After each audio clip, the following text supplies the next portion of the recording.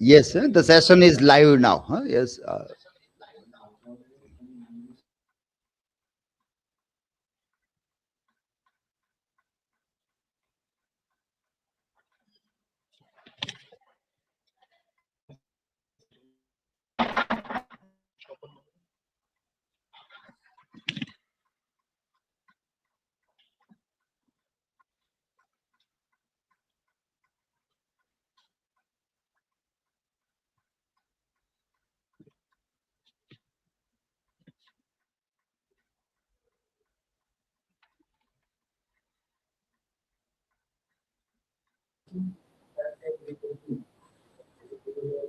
Yes, here you can start now. Yes.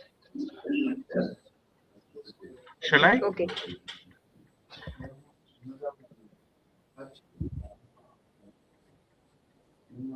So we are having any formal beginning? Okay. Uh, in the seminar of IKS and English Studies workshop, we are beginning with the presentation of the presenters in an online mode. Presenter with us is Devang Darji. I would request Devang sir to begin with his presentation on IKS and English Studies. You can share your screen, sir. Yes, Varik. I think my screen is visible at your end.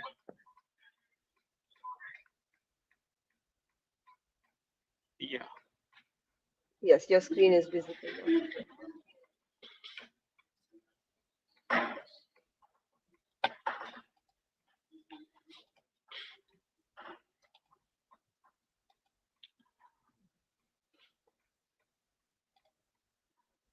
Shall I begin, sir?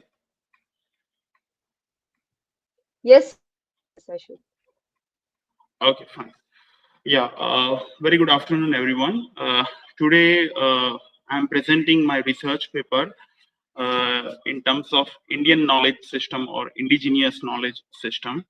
And my title, paper title is Rereading of Sarasvatichandra. And we know Sarasvatichandra is a magnum opus of Govardhan Ram Tripathi. And within the framework of IKS, Indian knowledge system. So, looking at the famous 19th century novel, we are looking at a literary moment in terms of literature in our Gujarati language, which is called Sakshar Yug, the age of literature. Saraswati Chandra, written by Govardhan Ram Madhav Ram Tripathi between 1887 and 1901. It is a landmark of Gujarati literature. But why are we reading in an Indian knowledge system in this particular framework? Because Govardhan Ram had a specific goal. He wanted to forge a higher and stronger generation capable of straying their own destiny. He used narrative as a window to project as an Indian knowledge system, or we can say indigenous knowledge, philosophy, sociology, politics, and Indian aesthetics also into our modern world. So this is my basic formation, philosophy, politics, and aesthetics regarding that. Now, at the heart of philosophical structure, this novel is search for moksha in terms of Kumud and the other protagonist, Saraswati Chandra, or liberation, the highest or greater goal in Indian tradition. Our hero, in the terms of Saraswati Chandra, is not just a man running away from wedding.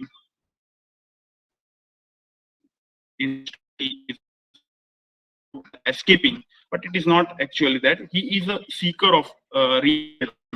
So his path is very defined by two bigger ideas. In terms of nishkam karma, or we can say nishkarma karma, and the second one dharma, like that. So nishkam karma, which means acting without kind of selfish desire, and Govardhan Ram calls this a practical asceticism, which is about purely duty. not about kind of escapism, like the word asceticism. It is not about the living the world, but about living our a kind of attachment to capitalist greed and worldly desire. And the second one is about dharma. The actual word is about duty, and this is a compass. Every choice he makes is shaped by personal duty and moral responsibility. He focuses on self-realization, finding inner peace, rather than a kind of external conquest. Then the third one, the antiquity, or we can say Vedic or Puranic roots. In these Sarasvatichandra, it is a kind of canonical text, or it should be in the stand of world literature. So Govardhan Ram uses a cycle called the Itihasa Purana in particular term, and this means he blends intimate human dharma with explicit teaching of civilization value, civilizational value. Think of it like a Ramayana or Mahabharata. So there are very famous and very contextual frame of reference with Sita, and in terms of Ramayana and Kumud in Sarasvatichandra. So now the scale of society and Shakti principle. So now let's talk about the society. Govardhan Ram explores Varnashrama Dharma, which is about the social role, which is based on Varna in Indian tradition, but not rigid. It as a in this respect is earned through married, which is based on karma and service, rather than just birth status like jati. In terms of Premchand, jati hai ki sali jati hi nahi, which is based in Godan. So something like this. And in the next one, framework is about the Nyaya, framework of Nyaya, logic, dilemmas. In Saraswati Chandra, ethical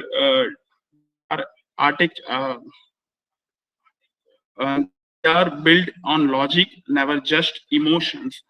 And Tripathi used Nyaya Parampara, which is about six Shad Darshana in our Indian classical philosophy, which helps characters to solve kind of dilemmas.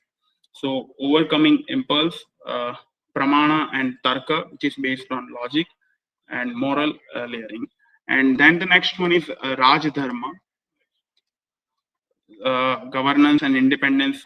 And the fourth part of Saraswati Chandra is based on political transparency. And Ram also gives as a kind of politics through the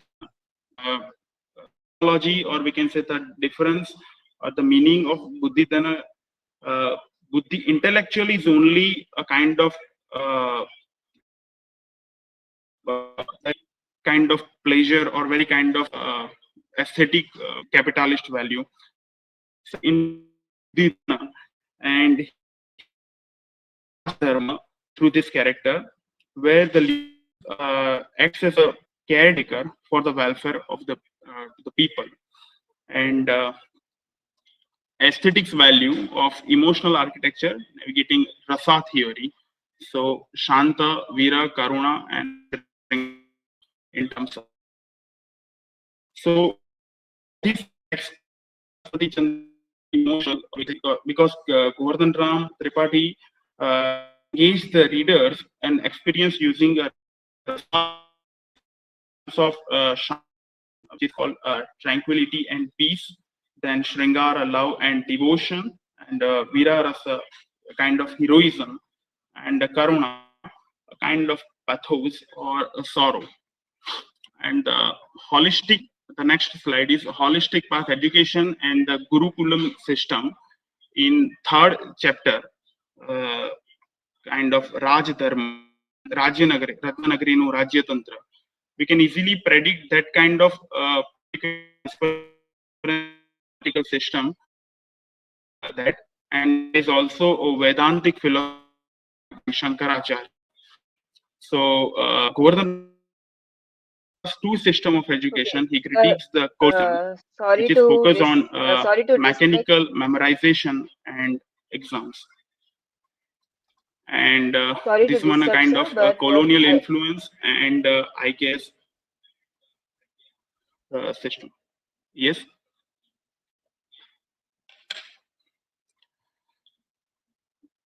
So there is a base okay, sir, fundamental forms of Govardhan Ram Tripaঠি's Sarasvatichandra and the indigenous knowledge pedagogy.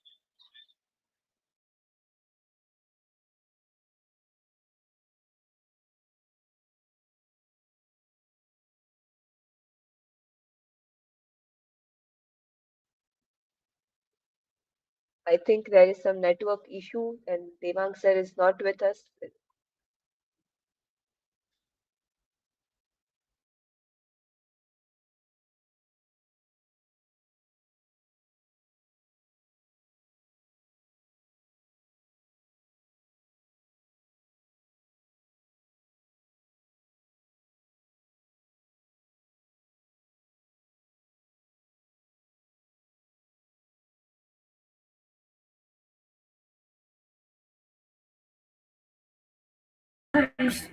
Shall we move further another turn or till wait some time?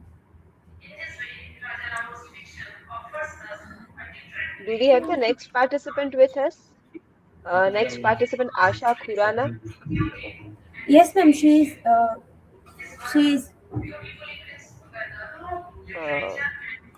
if she is, we can start with her. Devang sir is might be facing some network issue.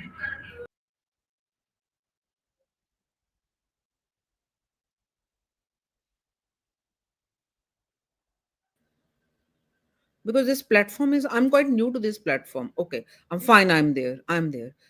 Good afternoon. Slides and PDF video file. So how will I show my presentation? I am on the share screen, right? Yes, you can share your screen. Screen sharing is this dominant.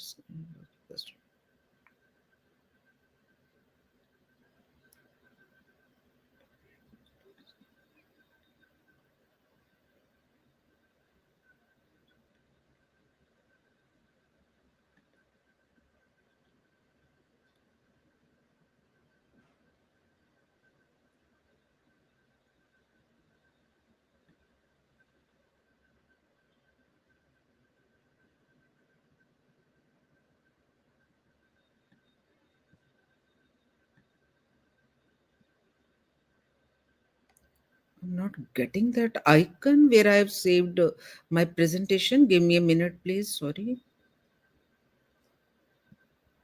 Like, am I supposed to be at the entire screen or Chrome tab or at the window?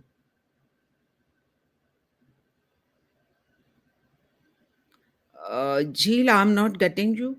You are on mute. You are sharing a window. Okay. So For you have a sharing, PowerPoint presentation or in Google Slides? mine is PowerPoint presentation. I've saved it on the So you screen. can, yes, you can share your screen, and in your screen, then you in the entire screen, you can go for your presentation in a slideshow format. Is it there? Is my screen visible? Not yet. So if you have selected share screen, you might be getting in the entire screen, your screen might be visible. You have to select that screen. Like, is the presentation on my screen? Is it okay, or do I need to go to some other board? Sorry, your voice is breaking. Uh, I don't know. Stop sharing. I should go to and then I should sit. Is my presentation visible on the screen? Not yet. Not yet. Okay. So you have shared an entire screen or the window? window. Even I have lost you people also. Even I'm not there at all. So you can Okay, share the I'm there entire in the screen. screen, and so we Okay.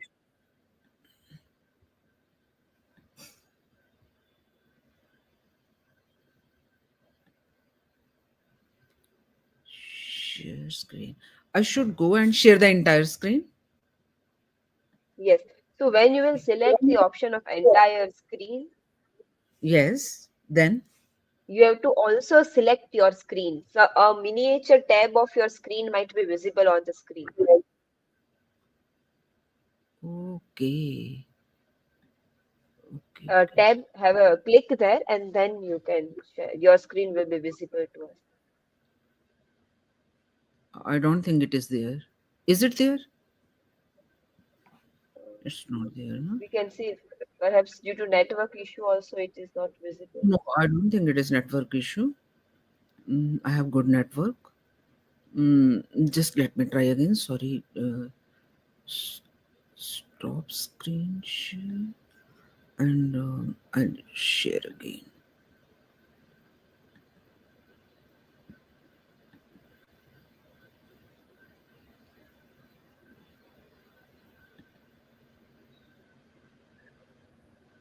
I'm there for the entire screen.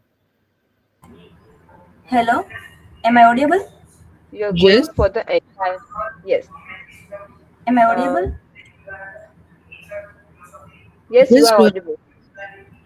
Ma'am, in camera option, right side plus icon, there you have to go and there image file or share Yeah. slide in PDF. Okay. Which one I should choose? Image file or video file? If Slides you and have downloaded PPT, then you can use that. Otherwise, a slide and PDFs. अथवा okay, slides and entire video. or you can choose share screen and then you have to select entire screen and audio should be off and then okay. Mine is slides, PPT. Then you in whichever app you have opened that in case if you have opened in pptx or in a slide google set you should be but you have to turn on that tab first share screen. I'm so sorry. Just give me a time. Like slides and PDF, it's not happening. I don't understand. No, Uh, you have to select a share screen, a fifth okay, one share screen. slides and PDF, video file, image file. Then it says stop screen. Then if it is saying stop screen then it is already you have shared screen but we have not select Okay, entire screen. okay. Then in that case, You can do one thing, stop screen and then you follow the same instruction that share screen and select entire screen then tab also you have to select and then share audio and then okay. share audio. And okay,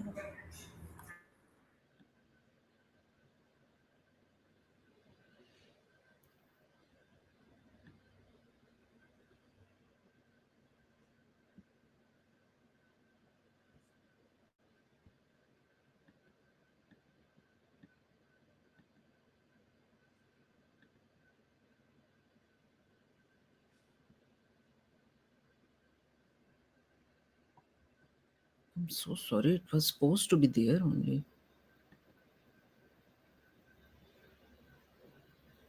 I'm wasting your time too. I'm so sorry. Like, see this. This is my What presentation. what is the issue you are facing? Are you getting entire screen? Yeah, I am there on the for the entire screen. Is it visible now? No, it is not Can you see visible it now? yet. no ma'am No, still it is not share, visible. you are sharing the screen in on the entire screen. आप आपकी ही अपनी screen छोटी दिख रही होगी. Can you see that screen? Select on मैं that also. मैं आपको अपने साथ ही देख रही हूँ बस स्क्रीन पे. It that is the only thing that's there. Okay, ma'am, do one thing. Mail us and I will show from here. Okay, I am sending. मैं व्हाट्सएप पे डाल दूं आपको?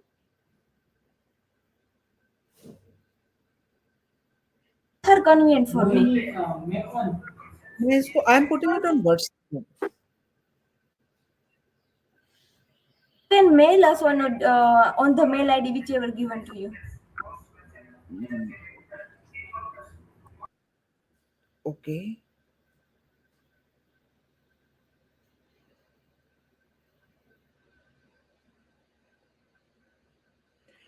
Please tell me your mail ID.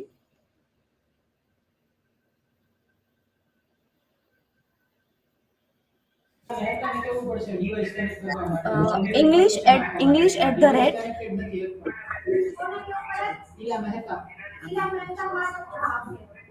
English में small MK Bhavuni @MK MK Bhavuni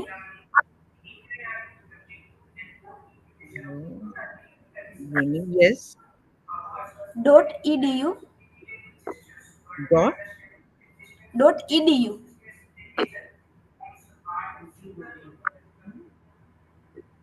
yours. .in.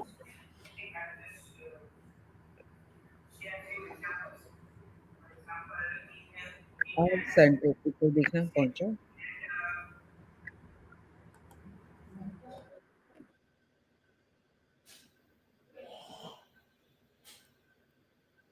Check कर रहा, मैंने आपको भेजा है।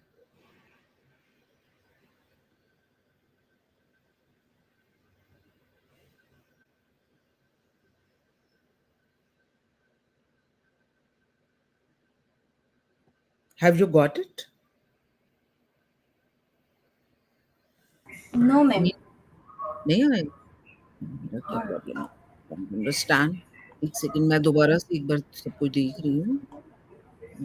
शेयर में मैं एक बार दोबारा जा रही हूँ। Stop screen and I am going again all over. Share screen.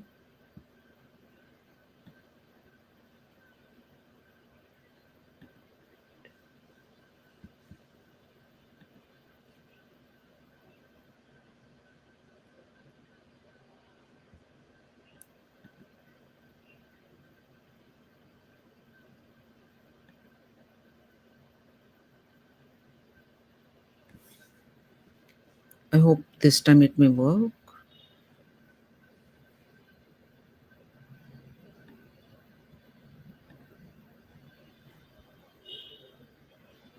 Now I think it will be there.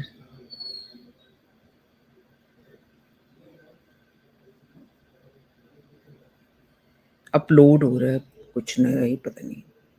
मैं इतनी कंफ्यूज सी हो गई।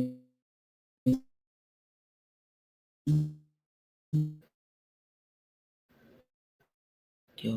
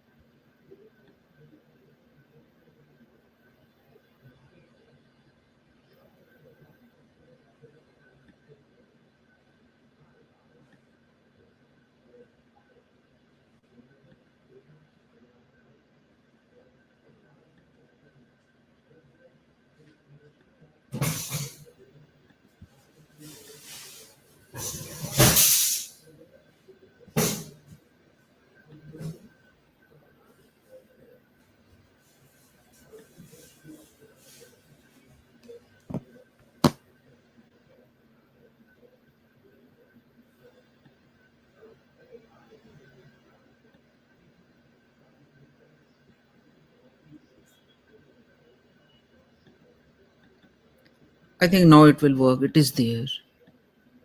Entire screen share. Okay, ma'am. If Yes, it's देखो, not happening, शायद आ गया है ना? you can share your presentation in the email. By the time, Okay, you call the others. It will be okay. Yeah, that will be so fine. Give it to the next presenter, and meanwhile, I'll share it to you in the mail. okay, ma'am. Thank you, ma'am. So we can have Bhumida for the next presentation. Yes, hello. I hope I'm audible. Yes, Bhumi, you are audible. You can share Just your screen and start with the presentation.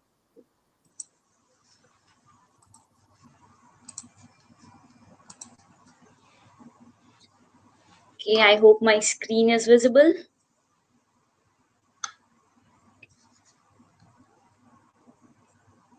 Just a second.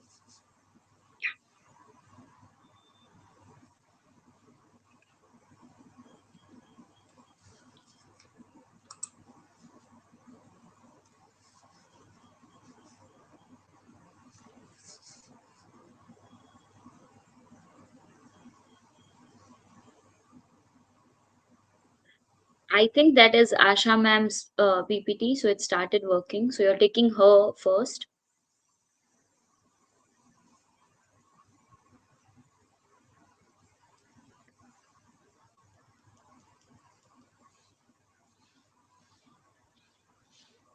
Have you shared your screen, Bhumi? Your present. I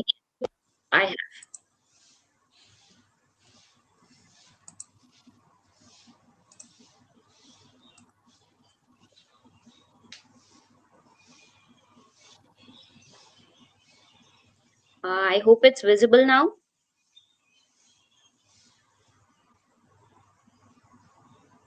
Yes, it is visible. So hello everyone. I am Bhumi Bakuhil, and today's my presentation is "The God Who Cannot Be Contained: Reading Krishna as a Trickster Hero."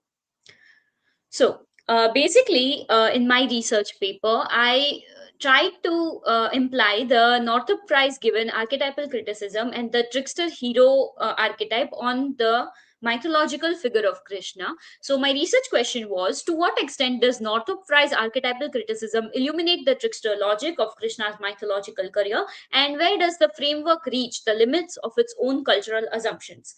My hypothesis is that Northrop Frye's concept of the iron and provide a structurally coherent and analytical productive framework for reading Krishna's self-complacent, boundary-crossing, and strategic transgression across the Bhagavad Puran and the Mahabharata. However, Krishna simultaneously embodies and destabilizes Frye's archetypal categories, and he operating convincingly within the comic mode as a masterful iron, yet ultimately refusing its defining resolution of social reintegration, ending instead in a cosmic dissolution. So basically what my paper tries to say is that you can use the archetypal criticism to illuminate on the character of Krishna better, but at the same time Krishna is a character that defies the archetypal boundaries, we can say. So let us see on that. I'll begin with the theoretical framework of archetypal criticism. So Northrop Frye gives this ideas in Anatomy of Criticism, and there are four narrative modes in it, given in it: a comedy, romance, tragedy, and irony, which are basically like genres. He also gives the idea of encyclopedic form, which basically means that the epic narratives, so Homer's Odyssey, Iliad, and here we can see the Mahabharata, they act like an encyclopedia of human emotions, and they have all types of human emotions in them. So that stands true in the case of Mahabharata. We also, the one that we are focusing right now is the comic hero versus the boastful rival Alison. So Northrop Frye gives this idea that there are two types of character: the iron, and from his name we get irony. And so the iron is somebody who wants people to underestimate them so that they can over deliver when time comes. And the boastful rival is Alison. And Northrop Frye says that Alison is somebody who wants everybody to believe they are more greater than they actually are. So they are doing opposite of Arian. We are focusing on the iron who later becomes the trickster hero archetype. So as we said, that it is a figure who wants to, he has immense power but wants to conceal it and fights with strategy rather than brute force. So here, let me start with Krishna as Fryan archetype and how he fits the Aryan mold, we can say. So he always appears weaker than he actually is. He does that in, especially in the early childhood days. So we see that he is the prince of Mathura, but he lives as a cowherd, and he is immensely powerful. He kills all the demons, but he also pretends to be this innocent little boy. And so he fits into this, but then he also uses wit and strategy rather than brute force and strength. We see this when people are attacking Mathura, and he is capable of fighting it, but he does not. He instead decides to migrate to another city, which is Dwarika. Another place he does this is in the Mahabharat war. We see that he has this entire Narayani Sena, but he does not use it. Instead, he becomes charioteer and wants to guide how the war takes shape. And he's a habitual boundary crosser and disrupts the established order. The trickster hero often is against the established order, and they try to disrupt it or break it. We see it in Krishna's character also, that in childhood he steals butter from other people's house, and he does all of this, which is not socially acceptable, but he does that to kind of like disrupt the established order. And later he does this in Mahabharat as well, that people are saying that all of the elders want to uphold the truth, and they want to fight fair. And so Krishna is using some little disguise and all of that, and he's trying to disrupt the established order because it is corrupted, and he wants to point out that it does not work, it is corrupted in this manner. So he is disrupting it. And he also uses disguise and concealment. He lies and deceives, but all of this is for larger purpose. As we said, that he is disrupting the established order. He's all of doing this, we can say, not moral technically, but he is doing this for a larger purpose and for greater good. And he is irresistibly charming and playful even in serious situation, again similar to trickster hero, that he is playful and charming, and even in serious moments he's laughing and all of this, making jokes. So this is where Krishna and the iron, the trickster hero, both have similarities. Now we will see how the framework breaks down, or where Krishna deviates from the trickster hero personality. So the trickster usually acts out of appetite or self-interest. So now this is the biggest difference, that the trickster hero is doing all of this because he wants something for himself. Krishna, on the other hand, is doing it for the greater good. He does not have a self-interest in it. The trickster is usually eventually tamed or marginalized. So we see that they are disrupting the order, established order, but at the end they are controlled, or they are told that okay, don't do this. They are tamed. And we don't see this in the example of Krishna. There is also the trickster story usually ends in comic resolution. So it always usually ends with a marriage or happy ending kind of a idea. But Krishna's story does not end there. We see that he dies in the later Mahabharat, and his entire Yadav clan is also erased. So we see it's more of a tragical ending than a happy one. And the trickster is fundamentally a human scale figure. So as we said, that it acts out of its appetite, and it wants something. It has human desires, and that is why they are doing certain things. And Krishna here does not really fit into that. So that is how he breaks the Freudian framework. I think we can understand it better when we compare it to somebody who also fits completely in the trickster hero format, which is the Greek god Hermes.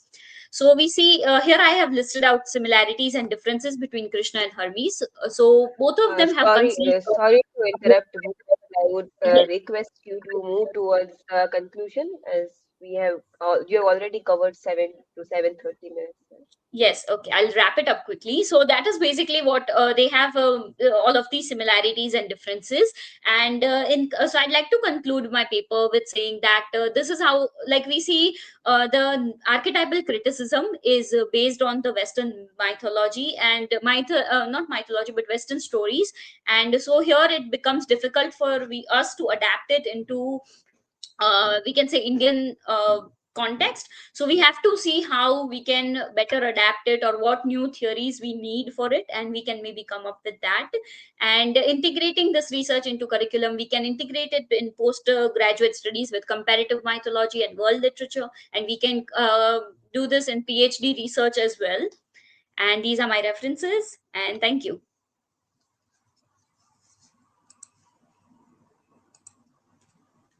Okay, thank you, Bhumi. So I think we also have the next presenter with us, Asha Khurana ma'am is in the stream here. I'm there. Okay.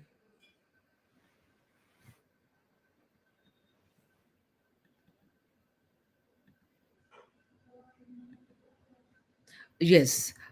Is it visible now?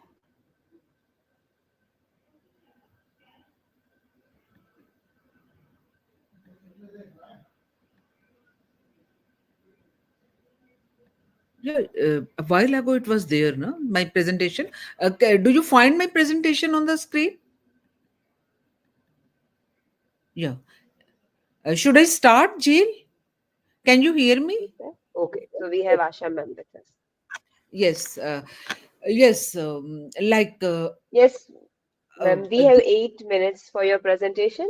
Okay, fine, So fine, fine. Let me speak for 8 minutes. Yes, my paper titled Integrating Indian Knowledge System in Middle School English Curriculum, a case study of Bharatiya Shiksha Board. This paper you will find a bit different from the other papers because it talks about school education and how we are integrating IKS into school education.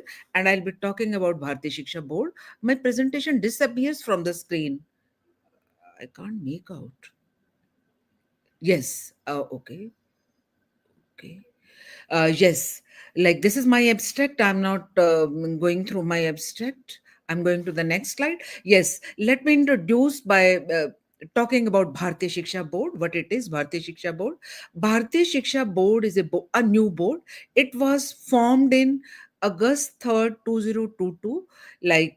It is a national board, and for the last 2 years, it is functioning like any other national board in India, right? And this one is uh, located in Hardwar, and the chairman of the board is Baba Ramdev, the yoga guru. So when it is Baba Ramdev yoga guru, it is all about IKS, Indian knowledge system, traditional traditions of India and all.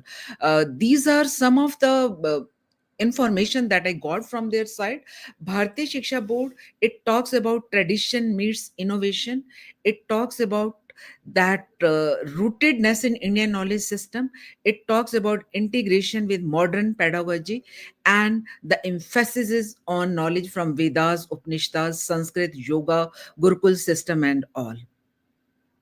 And Bharatiya Shiksha Board committed to produce global citizen with traditional ethos. These are their vision document that talks about.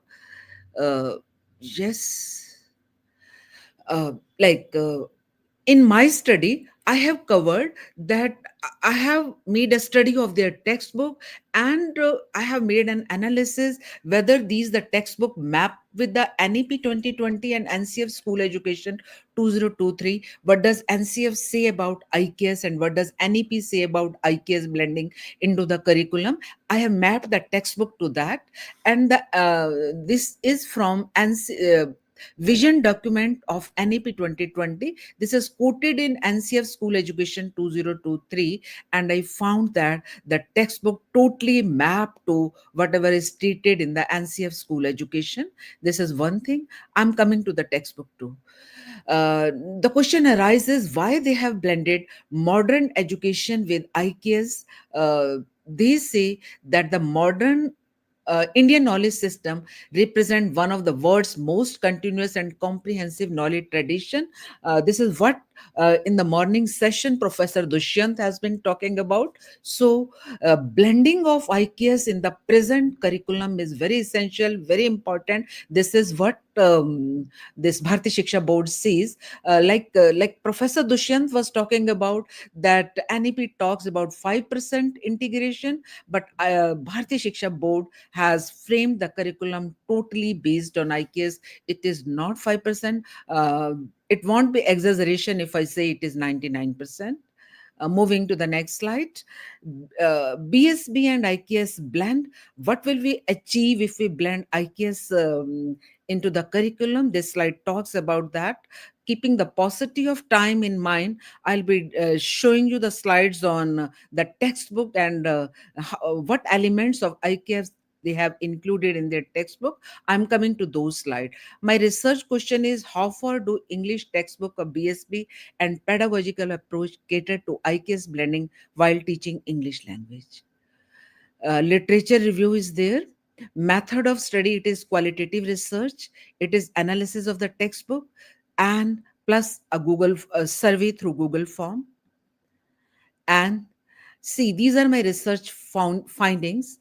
The textbook are kaleidoscope of Indian culture, tradition, values, knowledge, and wisdom. It is totally rooted in IKS, their textbook.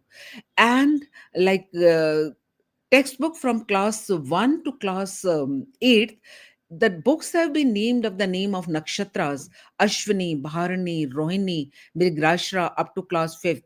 Ardra is for class 6th, Punar Vasu 7th, Pushya for class 8. So the books itself have been named of the name of nakshatra.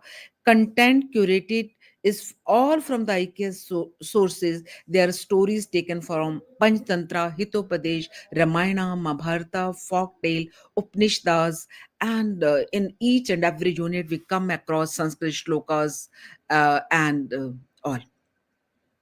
Yes, the cover page of the books and the back page of the books depict traditional Bharatiya folk art form showing linkage to the art and languages. The back page gives a write-up about that art form also, and the unit gives Sanskrit shlokas. The books weave IKS into its learning approach, content, pedagogy, and create a very rich educational experience from the from educational experience. The books talk about holistic development and works on the concept of Panch Kosh Vikas, the theory given in Taittiriya Upanishad. If the time had allowed, I would have talked about the Panch Kosh Vikas in detail, but the time doesn't allow. See, these are the textbook: Ardra, Punarvasu, Pushya. This is class 6. This is a Bhilad. This is Punarvasu. This is again, I think, Jatopata art. And this one is again some tribal art form. The tribal art form have been put on the cover page, and the back page of the textbook show give the detail of that folk art, the tribal art. This class 6 book, and this is Bhilad, and they tell us what is that Bhilad. So in this way, this is interdisciplinary in approach. They have showed the linkage between fine arts and the mm, in the languages. And see, like this, if it is class 6 book, this is the back of the first page. They have given this Vande Bharat Varsham. This text in Sanskrit itself is there. And this the back page, the last but the back page, Shat Dosha, they have talked about Kam, Krodh, Lobh, Moh, Mad and Matsarya, and their English translation too. In all the textbook, if it is class 6, they have taken something that relates to 6, and that is taken from Indian knowledge system. If it is class 7, they have taken something that relates to 7, and that too again from some Indian knowledge system. This has disappeared. I think my this is lost somewhere. And let me show you class 8th also.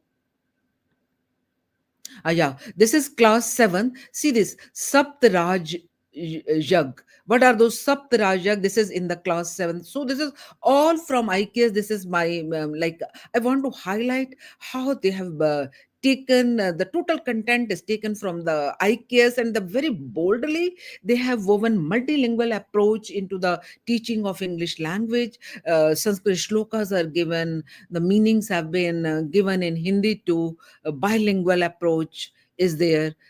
So this is a very, I would say, a new and new kind of approach in content as well as in pedagogy that they have adopted. This is class 8th book, and this talks about the art form that is there, Jatopatiya art form, and they have talked in detail about that art form. If the time had permitted, I would have talked about that. This is class 8th. See this is Ashtang yoga they have talked about, and all the concepts are given in Sanskrit. We can find its English equivalent. The teacher has to prepare herself and transact it in the class by giving their English equivalent too. Not only this, in the textbook, in the last 4 pages, they have Ma'am, taken. sorry to interrupt, but I would request you to wrap up your presentation, please. Please give me 1 more minute. Okay, Yes, this yes, is in sir. the last part of the text. They have talked about our ancestors, where the saint, the sages, the rishis, the munis have been covered in these last pages of the book. Each book has talked about 4 saints, sages, and famous musician and all.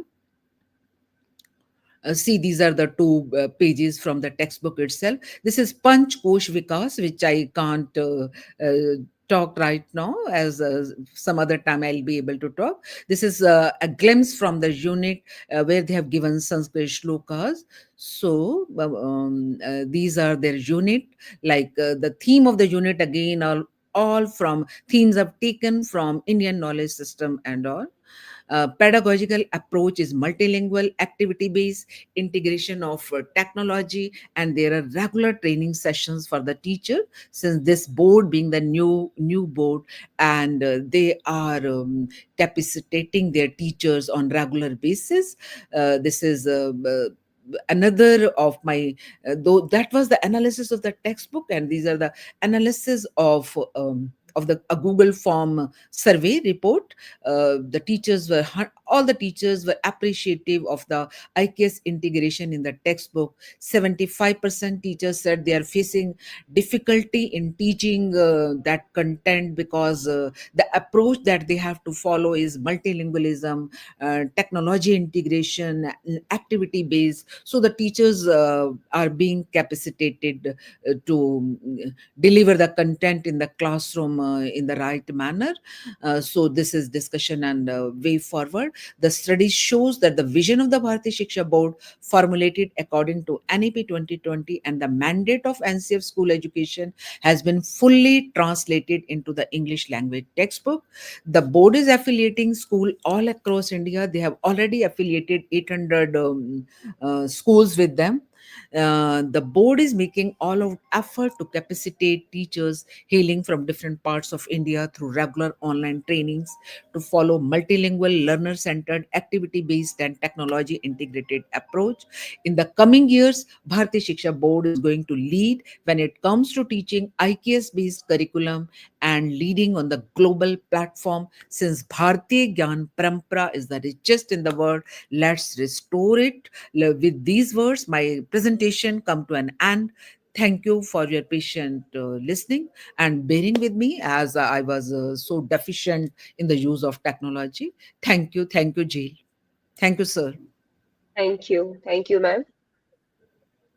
Okay, I think we have the next presenter with us, Dr. Balaji Shelke.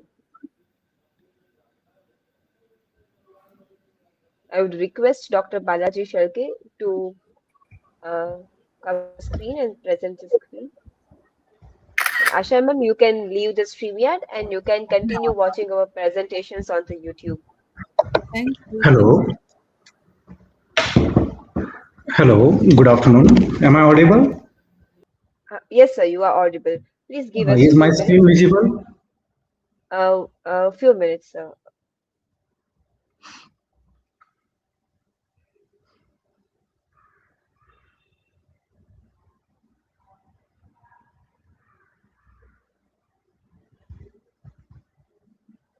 Sir, perhaps you have not turned on your camera. Can you please turn on your camera? I kept camera off so that my voice will reach properly there. I am facing little bit network issue But here.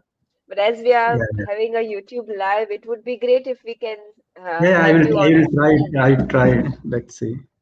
Is my screen visible now? Uh,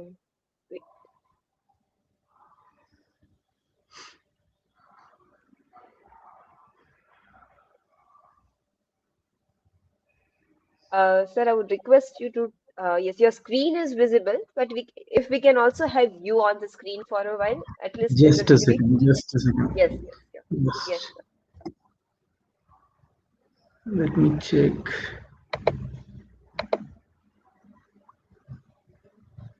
Yeah, this is here. This is Balaji here. Yes, yes. Yeah, good afternoon.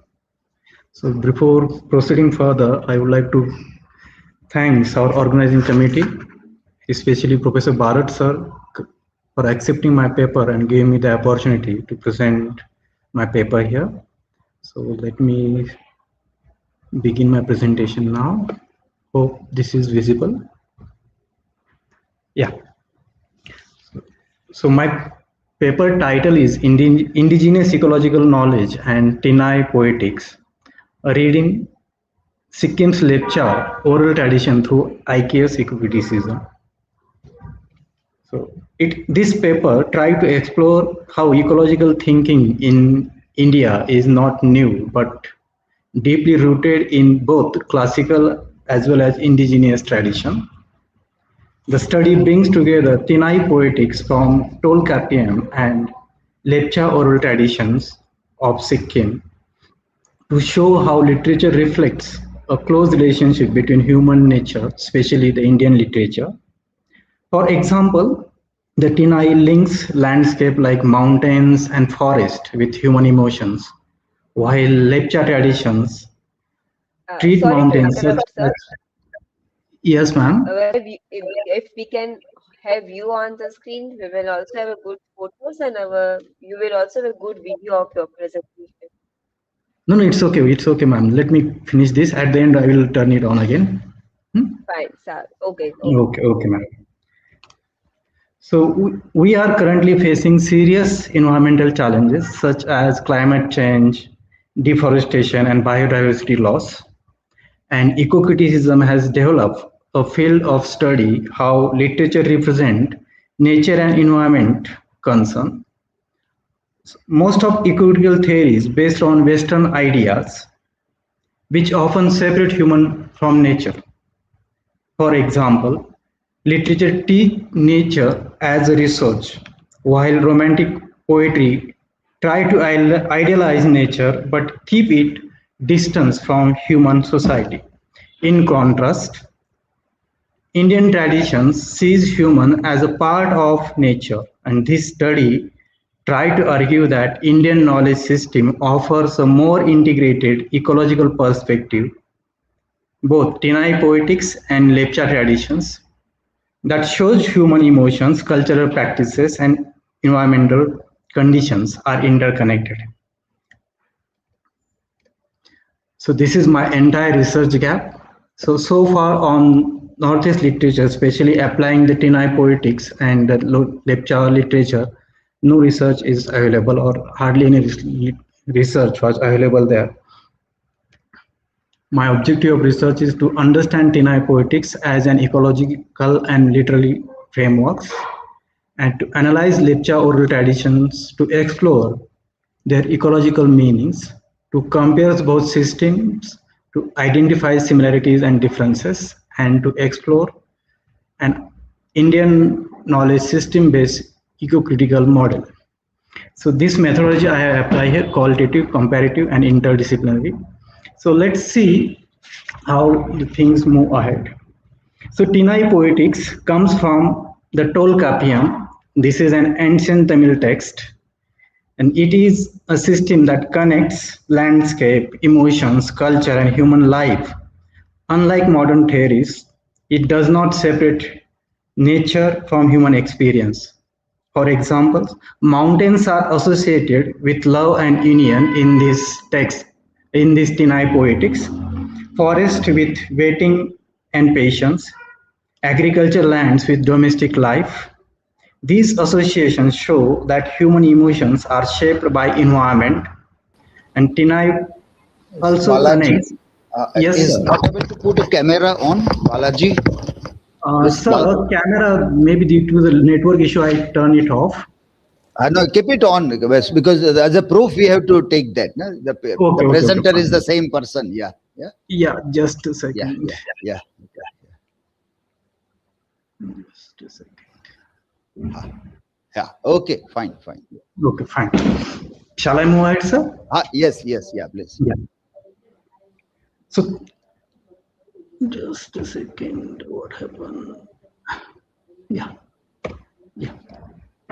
So, Tinai landscape, and in Tinai poetics, it is divided in 5 sections. First one is Kurinjini, second one is Mulai, Muritam, Nethal, and Pelai. So, Tinai divides the natural world into 5 landscapes. Kurinjini is a mountain, Mulai is a forest, Muritam agriculture, Nethal seashore, and Pilar is arid land. Each landscape has its own emotional and cultural meaning. For example, Kurinjini represents love and union, Mulai represents waiting, Meritum represents domestic life, Nethal represents longing, and Pelai represents separation. These landscapes also include specific flora, fauna, and occupations. For instance, Mulai is linked with pastoral life, while Marathon is linked with farming. This classification shows how deeply human life is connected with nature. Tinai has several important features. It connects landscape with emotions, deities, seasons, creating a complete ecological system. Kurinji, if we see, is connected with the deity Murugan. Mulai is connected with the deity Mayan. Marathon is connected with the deity Indra. Nethal is connected with Varuna, and Pelai is connected with Koravari. At the same time, we can see the Lepchas are often the oldest indigenous communities of Sikkim, and they have a rich tradition of oral storytelling, song, and rituals that reflect their close relationship with nature. For example, they perform ritual chants through priests called Bongthing and Moon and celebrate festival. They are connected to natural cycles.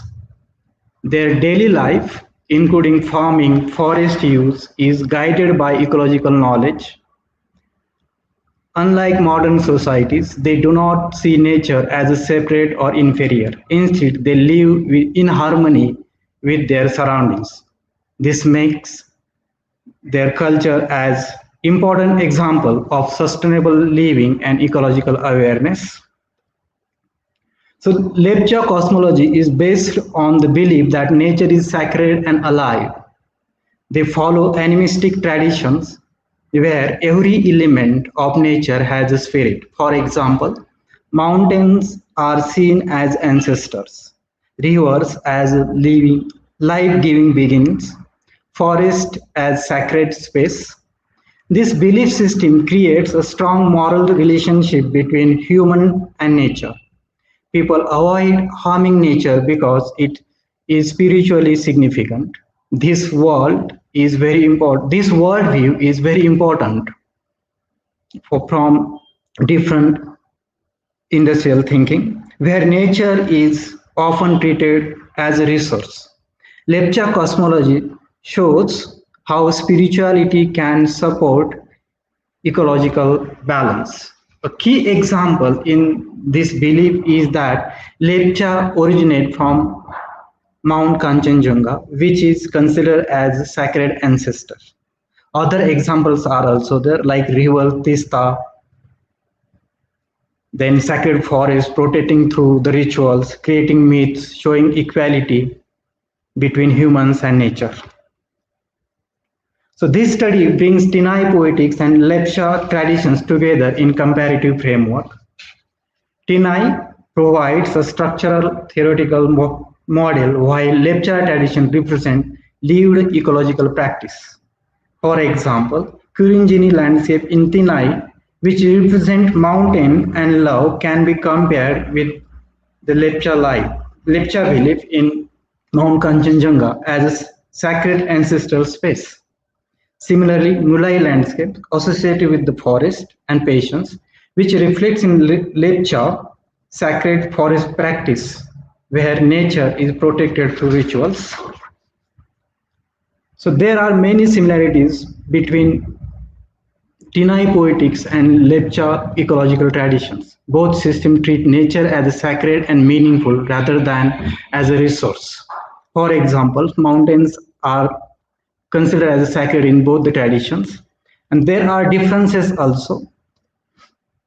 Despite similarities, there are important differences between the two systems. Tinai poetics is written and structural literary theory found in Tolkappiyam, while Lepcha traditions are oral and dynamic. So based on this comparison, the study tried to propose the IKS-based eco-critical model. This model Sorry integrates to interrupt, classical sir. Indian. Yes, ma'am. 1 minute. Within 1 minute, I will conclude. So Yes. this model integrates classical Indian theory with Indian knowledge system. Tinai can be used as a framework to analyze Lepcha myths, songs, rituals, while Lepcha practice provide real life examples of ecological balance. So this research or this Tinai poetics can be included in curriculum. For UG level, it can be included, introduce basic eco-criticism alongside indigenous storytelling, myths, and classical poetry. In PG, there can be a papers called Tribals and Indigenous Literature, or in with Indian aesthetics, that Tinai poetics can be included. And in for doctoral research, there can be a documentation, there can be various learning experience or traditions or oral traditions or ecological practice. This theory can be applied. So thank you so much. Thank you very much, sir. I hope we have Dr. Kiruti Vyas with us in StreamYard. Is my voice audible, ma'am? Yes, Balaji, sir, you can watch the other presentations on the YouTube. Am I audible, ma'am? Okay, yes, ma'am.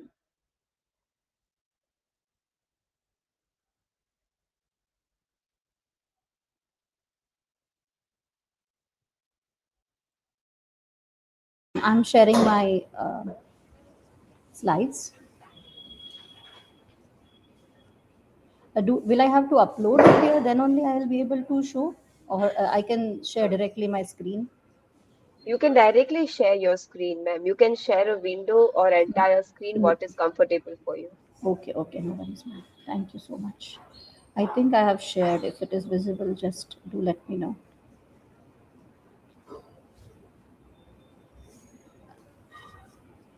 Is it visible, ma'am? It is loading. Yes, it is visible. You can you can do a slideshow, so we No can see worries, your ma'am. full screen. Yes. Yeah. Is it done, ma'am? Have you shared a window or I have entire shared screen? I have shared a window, ma'am.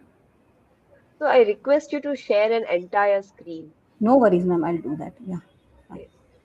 Yeah, sure. I'll do that.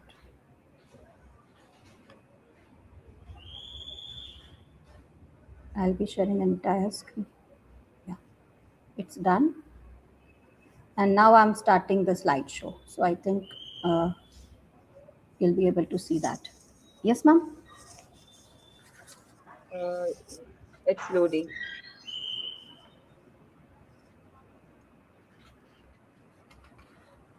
Yes, we have your presentation.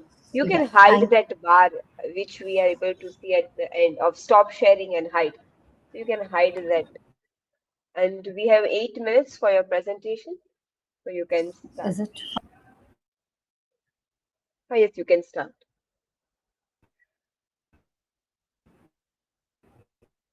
Yeah. Yes. Yeah, thank you. First, I would like to, at the outset, I would like to thank Professor Dilip Barad sir for giving me this platform, giving this opportunity to present my thoughts here. And I also want to thank you, Jill, for cooperation. Here I start. So you can see the title itself. It is a fascinating one from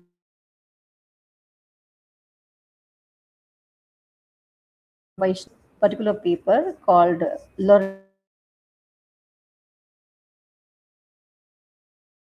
learning paper, we have 5 modules in which I have selected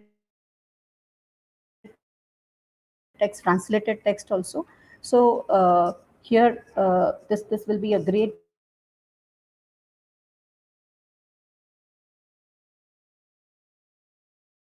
journey. Bhavnagar University for arranging such seminar, which is really coming from my classroom experiences, practical learnings.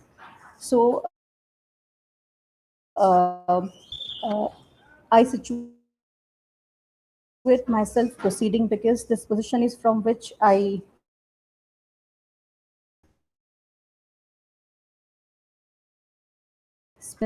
ethical and moral values.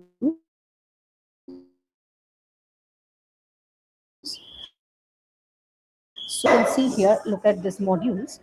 In this module, there are texts from different character, writers. We have few texts. The one and Gift of Magi, if a poem by Kipling, On Killing a Tree by G. Patel, and the Jungle Book. So you can see here that how these texts are really corresponding to the IKS values like compassion, ahimsa, dan. The bishop's candlestick is doing that. So we can also think of the module 2 takes up from Habib Tanveer's very famous play Charandas Chor, folk play, an Indian text already which is described in the syllabus, and it reads through the IKS concept of Satyavrat.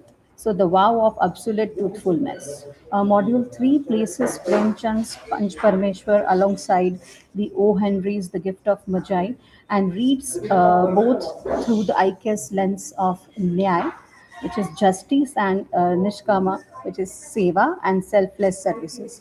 So module 4 brings here together 3 poems, Kipling's If, Giv Patel's On Killing a Tree, and Narshi Mehta's very famous Vaishnava Janato. So module 5 reads Kipling's The Jungle Book through the IKS concepts of dharma, community, and read. Moving ahead, uh, this paper explores 3 different lenses. The first one being the Dharmic mirror reading. The second one is comparative values mapping, experiential values pedagogies. So this how this text is aligned with that.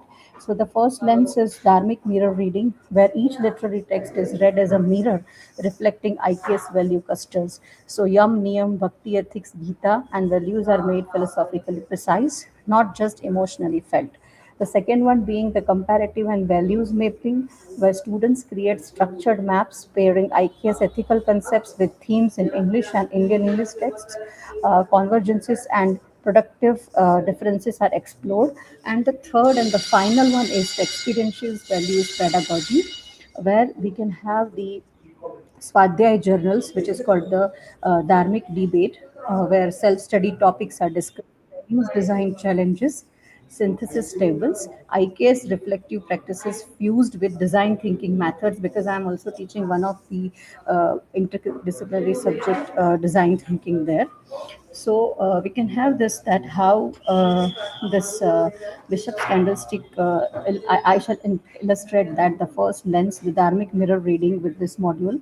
One of the course, the bishop's candlesticks depicts a bishop who gives his most valuable possessions, 2 silver candlesticks, to a desperate convict who has broken into his home.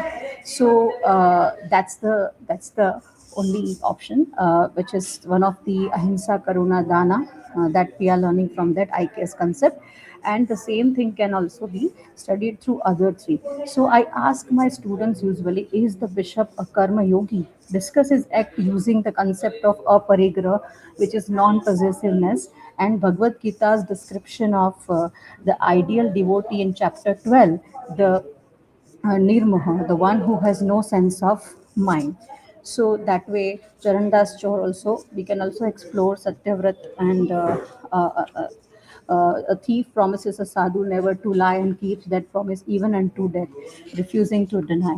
So there, here we can see module 3, the line, this is Charandas' second one. where we have course curricular links, where soft skill ethics can also be linked over here, and IKS traditions. You can here see Satyavrat, archetypal Jain, Bhagavad Gita, Charandas, etc. Third one is the gift of Majai. Okay, so here Panch Parmeshwar and the gift of Majai, and how they are showing the IKS traditions. Okay, and also linking to the Narsimha Mehta's Par Dukhe Upkar Kare Toy. So Vaishnava is someone who feels another's pain as their own. And the same way we are linking the Panch Parmeshwar with the gift of Majai and the thing. Due to sort of time, I'm just like explaining the slides in like a short, but my paper explains these things thoroughly. And the fourth one is the Bhakti ethics. So all three poems, and If by Kipling, On Killing a Tree by Gave Patel, and Vaishnav Janto by Narsi Mehta, and all three how it shows the poetry trip where Sthit Pragna, ecology and Bhakti ethics are explained. So here are the bhajan lines, okay, which we can link into the values and how they are linked to my module 1, 2, 3, and 5. The fifth one is the Jungle Book one, and the Mowgli's care for the pack, Sher Khan's greed, and how it is linked to the free from greed, bhajan line Jug Chalo Bhinare. So this is how the literature and law of Jangala Reet Dharma is infused with the assessment methods, which we can go to IKS. So this course curricular bridge is also there. So there are three categories of the outcome. We can see the philosophical deepening, cultural reclamation, and professional consistencies. So students move from the bishop is kind to the bishop enacts aparigraha karuna, then Vaishnav Jan to heard since childhood is suddenly an academic philosophical text. Same principles in literature also IKS, ethics, design thinking, and soft skills. So here, when a BCA student at GLS discovers that O. Henry's Jim and Dela and Narsi Mehta's ideal Vaishnav are both teaching Per Dukhe Upkar, something irreversible happens. So she is no longer learning about empathy as an abstract, but she is experiencing this at a great level. So I would like to end my session with none other than this line. Okay, Vaishnav Jantu te nikhe, je par dukhe parai jane re. So this is my presentation, and I hope I could make my point. And I have, if any questions, they are welcome.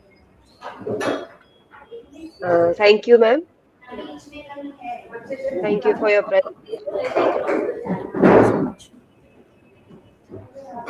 We have our next presenter, Dr. Chirag, with us.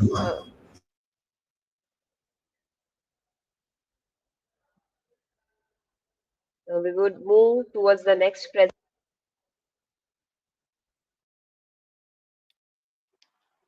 Good afternoon. Am I audible? Yes, sir, you are audible. Okay, just give me a minute. I'm sharing my screen. Hello, Sir, there sir. is echo sound. I think you have joined. I think I am with online through my mobile phone and opening the PPT from the laptop. Mute one of your devices. You will have to mute one of your device. Can I know how to mute the option from laptop? We are Sir, having an echo sound from your side. Okay. main microphone of your laptop should be turned off.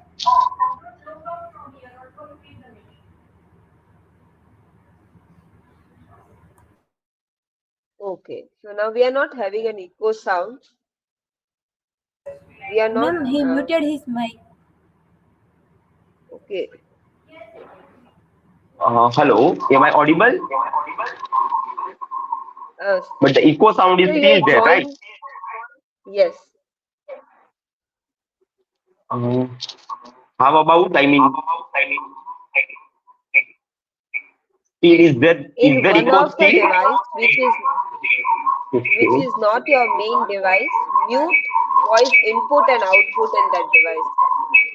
Input I have stopped. Output I don't know how to stop. Lower the Output volume how of can your device. आपके device में Okay. आवाज कम कर. Fine. Just give me a minute.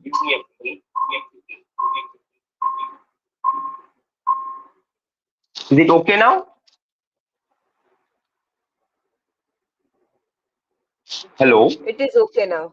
Okay, it is Okay, okay. let me save the screen now. Let me save the screen now. So you have Okay. a camera on from your mobile phone, and you can rotate the screen of your mobile phone, so we can have your complete view. Okay, fine. Yes. We'll do that. Is it okay now? You will have to unlock the rotation of your screen also. Yes, now it is fine. I have done that. Done. It's fine. Okay. You can share your screen Let now. me share PowerPoint presentation now. Yes. Is it visible, my PowerPoint presentation? No. Can I start? Hello, is my PPT visible now? No, sir. It's not visible yet. I said the You can share screen. the entire screen. You can share the entire screen. I did that. Once again, let me do once again. Share the screen. Okay, share screen. Select a tab to share. Do I have to? No, entire screen. I think, Fine. sir, you have turned off your camera, so it might be not visible. Right. Okay.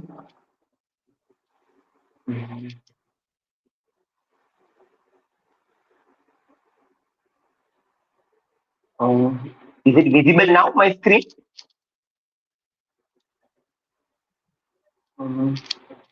No, sir. Entire screen. Still your camera is Okay. off.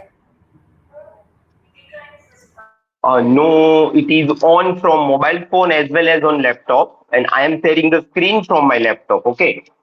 Okay. Entire screen option is there, and I have to minimize the screen now, right? And open my laptop. I mean the PowerPoint presentation, right? Or do I have to? There are three options: a Chrome tab, window, and the entire screen. So what should I do now? Go Go for to entire entire screen. screen. Yes. Go for entire screen. Okay, Select fine. on the entire screen and share. Right. Go to fine. Is it visible now? Yes, it's loading, sir. Okay. I'm sorry for this because doing it for the first time Yes. It's on the StreamYard. go for a slideshow. Okay. So good afternoon, respected sir, the session chair, and the fellow presenter. The title of my presentation is Disagreement as Method, Rethinking Indigenous Research Methodologies through Amartya Sen's idea of the argumentative tradition. So before I start with my topic, just before the 2 days ago, I presented one more paper on Nissi Musical's contribution in Indian English criticism at Savrasht University, and I was going through several reference books on Nissi Musical, and especially because we know Nissi Musical as a poet, as he is known as the father of Indian English poetry. But I was reading about his contribution as a critic, as he also worked in the several journals as an editor and a reviewer. And what I have found is that we do not have, as far as unlike the Western criticism, in Indian English literature, we do not have that systematic tradition or the canon of the Indian English criticism. And there are several reasons behind that. And Nissi Musical himself said in one of his essays that he criticizes Sri Aurobindo and so many other poets, the fellow poets. And he says that we in India we have the tradition of the polite appreciation, that we do not have the debate and the disagreement with each other. And what he said before so many years, and it is still relevant in the present time. So that is why I have selected this topic.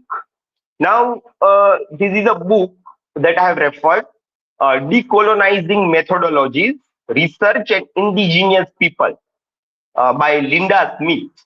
You can see the publication here, 1999. And in 2026, we are talking about the indigenous research methodologies, which is already discussed by Linda Smith. But still, we are not in a position to implement into the actual academia, right? In this book, Linda Smith talks about, like, he criticizes the Western research approaches, and specifically, though he talks with reference to anthropology, but he says that this Western methodology tries to classify the indigenous community and the people through race, gender, classes, and it is often comes up with a misinterpretation. And one more thing is, the Western methodology basically focuses on the objectivity and the positivism, right? We have to, even he says, I quote, the book is written primarily to help ourselves. So, to decolonize ourselves. It is not just that the political decolonization, but we have to free ourselves from our mind through culture, through language, etc. And Linda Smith also offers an alternative framework. Introduces Maori as and that we have to, the research should be for the enlightenment of the community, and it is based on epistemology, values, and community priorities. And it also emphasizes on the collective identity, cultural integrity, and self-determination.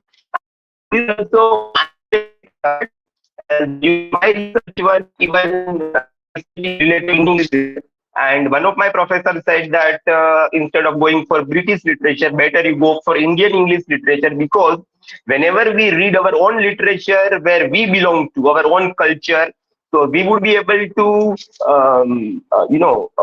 we can very well, we can connect with it. Redefining methodology. Methodology is not just the technique, but it is also connected with the larger worldview and the epistemology. So it is all about, like, asking the different questions, using the different methods, and seeking the different outcomes. So knowledge is not rational, contextual, but it is community oriented. That is what is said by Linda Smith in the book that I have selected. Now, I have selected disagreement as a method. And this concept that I have taken from the course, the online course offered on Coursera, that is Think Again, How to Understand Arguments. We'll not read that. And here I have given the difference between the Western and Indian intellectual tradition. In Western tradition, disagreement is taken like a debate, the opposition, two-sided. While in Indian tradition, it is a kind of the dialogue between the two sides. And it is also in the Western tradition, it is adversarial. It means there is always a two side, win versus lose, right versus wrong. While in Indian tradition, it is dialogic. And that is why we call it Indian knowledge systems. It's a plurality, focuses on the plurality. And rooted in the Socrates and dialectics. On the other hand, the Indian tradition is rooted in Nyaya, Shastras, and the traditions. And if we talk about the objective, truth as singular and objective. On the other hand, in the Indian tradition, truth is plural and it is always evolving. Western tradition, it's often confrontational. On the other hand, Indian tradition is generally ethical and respectful. And in the Western intellectual tradition, outcome is the either resolution or the victory, while in the Indian tradition, it is a continued inquiry.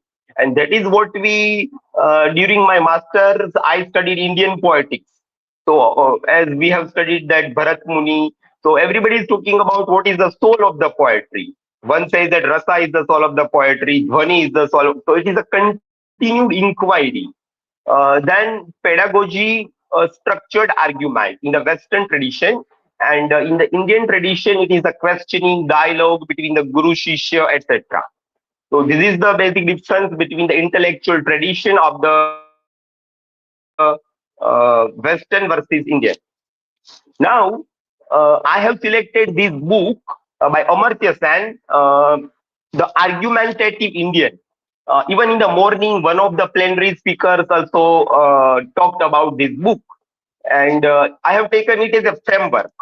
So, this book was published in the year 2005, and Amartya Sen also got the Nobel Prize, and he talks about the various topics like philosophy, ethics, social justice, and human rights. And in this specifically, in this book, I have taken the several examples. Sen argues against the stereotype. I quote, India is the land of religion, the country of uncritical faith and unquestioned practices. He also emphasizes, I quote, discussions and arguments are critically important for democracy. I unquote.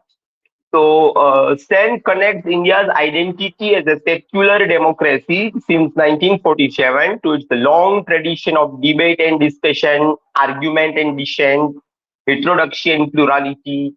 So he highlights that India's intellectual history is deeply rooted in argumentative tradition and which shape its democratic ethos. We'll directly go to the examples that I have selected.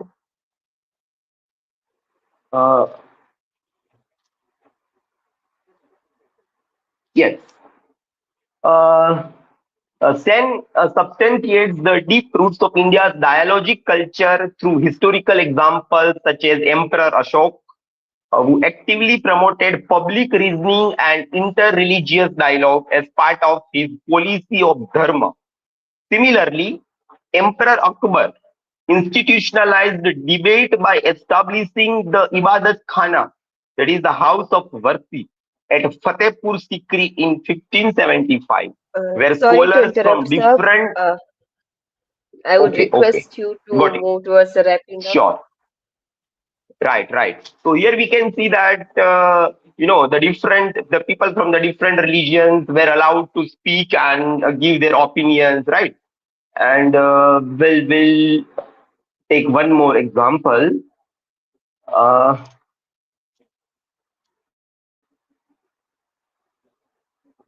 Yes.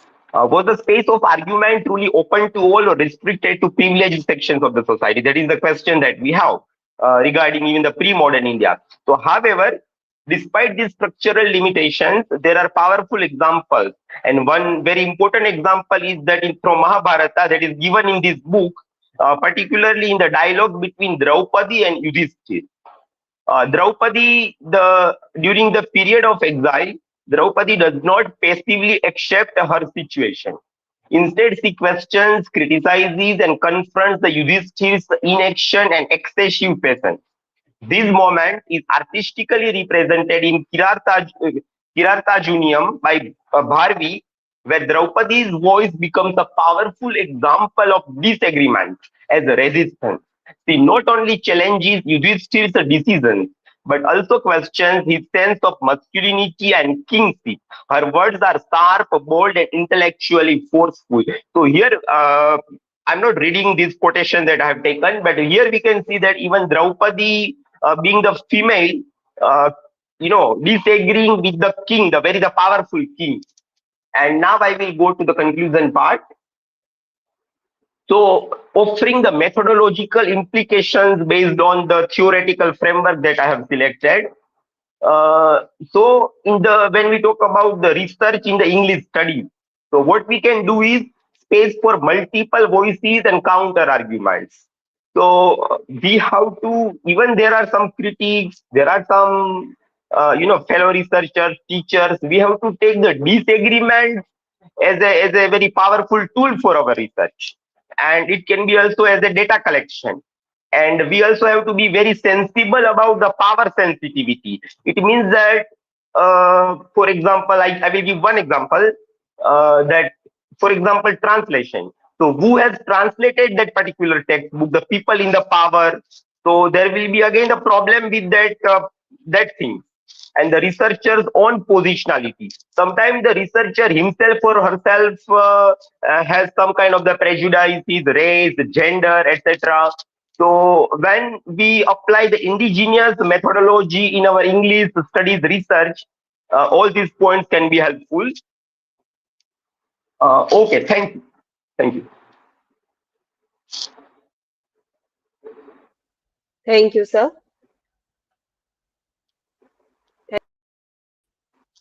Okay, so we have Dr. Ruchi Joshi with us. We can begin with her presentation.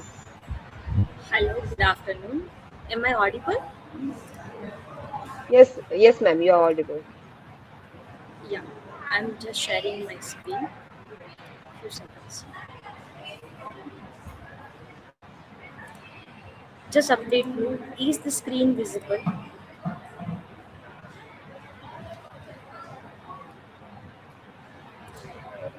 Hello. Is the screen visible? Ma'am, yes, your screen is loading, taking some time. Okay. The screen is not yet here. Okay.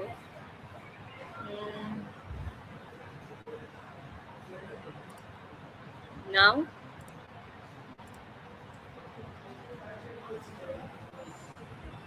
Hello. Yes, it's Yes, it is visible now. Full screen? Okay. Very good afternoon. Now, title of this particular research paper is that a study of Varian Aporia within Indian knowledge system. Let's focus first. If we look at the broad level, this particular study explores that how certain philosophical ideas which are associated, let's say, uh, considering this research paper, associated with Jacques Derrida, particularly the notion of aporia, wherein the moments of uncertainty, this can be meaningfully examined within the framework of Indian knowledge system. Now let's check that this title itself suggests the intersection. So this particular study itself remains exploratory and interpretative in its nature. So let's check the background context. Why Derrida and IKS? Because in contemporary Western philosophy, Derrida introduces the idea that meaning is often unstable and that text in which inherent the contradiction or the gaps to reach out a particular meaning. Now, this concept of aporia points to a moment where interpretation becomes uncertain, or rather, many a times becomes certain. So, at the same time, Indian knowledge systems, especially texts like, let's say, Upanishada, we have the concept of neti neti also, not this, not that. So, these have long engaged with complex questions of the reality, ambiguity, and the limits of the knowledge. So this conceptual overlap, this provides the foundation to bridge these two contradiction, IKS and Derridian concept of aporia together as reflected in the title. Now let's try to understand its key concept. For example, the term aporia, which is central to the title, it refers to the puzzlement, impasse, or undecidability, as we know. In Derridian thought, it is not a problem to be resolved. Very interesting to be noted out. But it's a sort of condition which reveals that the limits of interpretations, wherein it goes even beyond the binary thinking.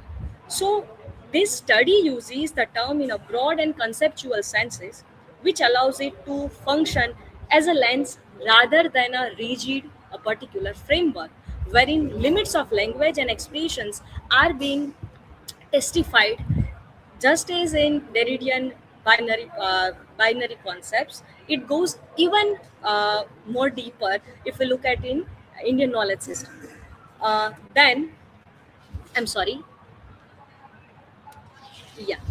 So let's try to check it from the philosophical perspective. When we say from when we look at this from particular IKS, wherein Indian knowledge system is rooted, the key justification is that it is really very important aspect wherein we use the word within. Now, this does not suggest the imposing of, let's say, Western framework onto the Indian. Rather, it indicates an attempt to observe, not just to observe, but also to identify similar sort of moments, or moments of, let's say, in the um, moments of interpretation, wherein openness or undisability within Indian knowledge system is already there. So the title of the particular research paper reflects the locational and interpretative inquiry, but not a sort of hierarchical comparison. So if we look at the methodology, so study adopts conceptual and textual approaches which focuses on the interpretations rather than empirical validation. It involves reading philosophically ideas across the tradition and identifying the points of resonance in Indian knowledge system. And when it justify this method helps to justify that this particular exploratory nature implied is already rooted there even before the Derridian concept. So, I'm so sorry. So, the significance of this study is that it lies in its attempt to create a sort of dialogue between tradition without reducing without reducing its uh, conceptual clearance in Western philosophy, because by using this aporia, it helps us to expand the understanding of our knowledge system, and that actually helps us to and focus on our critical thinking, because as a conceptual tool, I'm so sorry. Yeah, as a conceptual tool, the study opens up new ways of reading the Indian knowledge system, wherein we believe that concept of aporia or binary opposition, which belongs to Western ideology, obviously yes, but in India, Indian knowledge system has its deep root. So this justification brings engagement in cross-cultural inquiry. So to conclude, I would like to quote that this particular idea encapsulates the interpretative exploration rather than a definitive claim. So it does not ask for the claim that it belongs to us, but yeah, it suggests that meaning is not always fixed, that both Western and Indian tradition, which recognizes the complexity of understanding, it has its roots even in Indian knowledge system. So, thus, this talks about inquiry, openness, and philosophical dialogues, which also suggests moral equipment and spiritual guidance. Thank you very much. And I'm so sorry for the glitch. Thank you, ma'am. I hope our next presenter, Dr. Vijay Mangukya, is ready.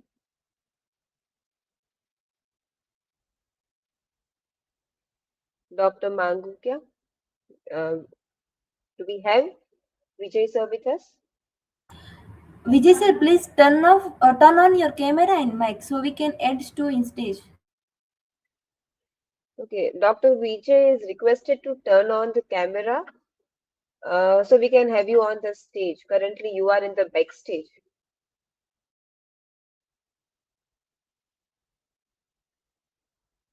Are we audible to you, Dr. Vijay, sir?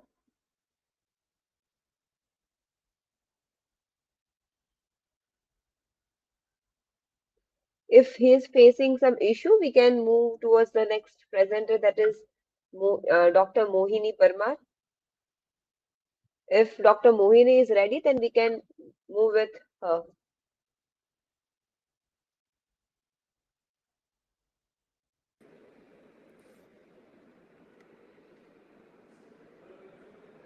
I'm ready with my presentation. Can I share the PPT?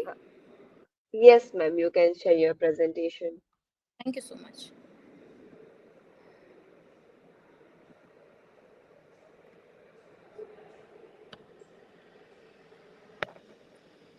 So, ma'am, your name in our documents is Mohini Parmar, and we have your name here as Mohini Rekwan. So, I hope there's no issue. No, no. In my official documents, I write Mohini Parmar, which are It's related with okay, my okay. occupation. After marriage, I have changed Oh, my. okay. So, for certificate, so we don't face any issues in No, certification. no. So, clarify for that. Okay, you can share your screen and start with the presentation. Can you see the screen? Is it visible?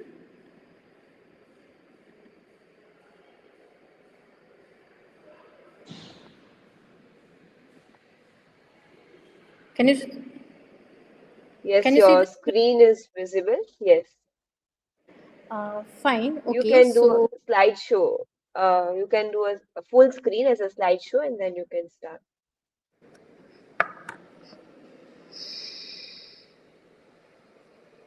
now is it visible? Yes, ma'am. Yes. Fine. So, good afternoon, respected chairperson, dignitaries, and fellow researchers. I am Dr. Mohini Parmar, and today I am presenting my paper titled Curriculum Innovation in English Studies, Embedding Indian Knowledge Systems in the NEP 2020 era. So let's start with an introduction. So NEP 2020 promotes holistic and multidisciplinary education. So the National Education Policy 2020 focuses on developing students in a complete and balanced way, not Okay, just yeah, academically. sorry to That's what I interrupt feel. here in between in this session.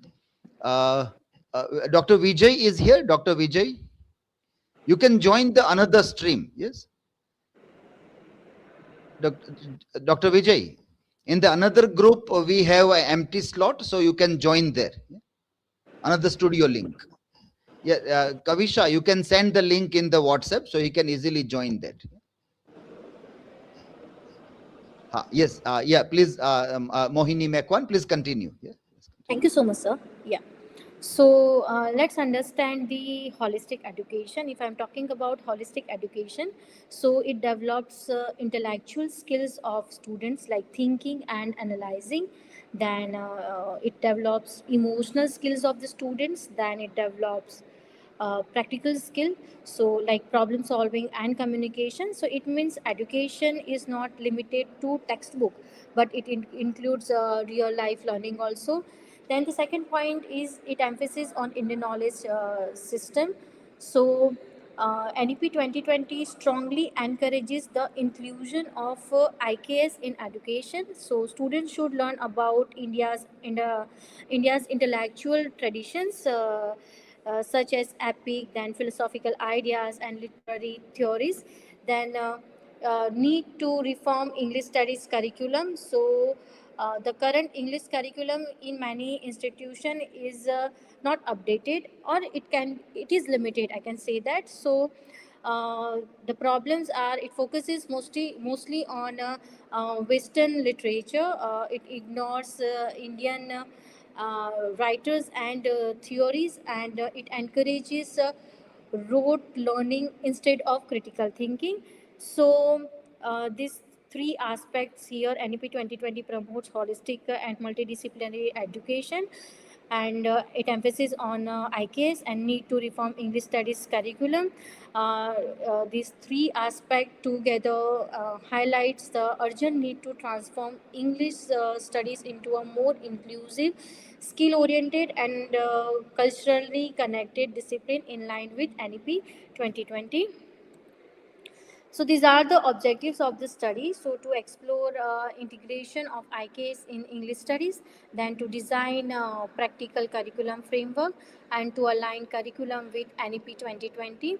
Now let's understand the concept of IKS. So here the first point is if I'm talking about indigenous knowledge tradition of India. So it refers to Indian knowledge system. IKS is referred to indigenous knowledge tradition of India over centuries. So it rooted in its culture and tradition and lived experiences. So this knowledge is not imported or borrowed. It is original and deeply connected to Indian society. So it has been passed down through generation, through text, then practices, and some cultural rituals. Then second point is it includes literature, philosophy, and linguistics. So IKS is multidisciplinary, covering many important fields like literature, philosophy, linguistics. So IKS combines knowledge and values and life understanding. Then the third concept of IKS is oral traditions and cultural narratives. So a major part of IKS comes from oral traditions, not just written text. Okay, so knowledge was shared through storytelling, then folk songs and myths and legends. So here I can say that thus Indian knowledge system are not just academic concepts but living tradition that integrates literature, philosophy, language, and culture, shaping a holistic understanding life. Now let's talk about the need for curriculum innovation. So the current curriculum is largely dominated by the Western literary canon, including British and American authors. So here we can say that there is a need to balance Western and Indian text for a more inclusive curriculum. That uh, am I audible? Yes, ma'am, you are audible. But I would request you to just go towards the wrapping up of your presentation little quickly. Okay, yeah, fine. Okay. So, second is the lack of contextual relevance. So, many texts in the curriculum do not relate to the social and cultural realities of Indian students. Then, the third is the need of cultural inclusivity. So, here I can say that education should represent diverse cultures, voices, and tradition, especially Indian ones. So, therefore, curriculum innovation is necessary to move from a limited Western centric approach to a more inclusive, relevant, and culturally responsive model of English studies. Then IKS in English studies. So, Indian literature written in regional languages can be included in English studies through translation. So here you can we can say that okay, inclusion of Indian text in translation is also important. Then folk literature and oral narrative should be there. Then we can include some Ras theory and Indian aesthetic also.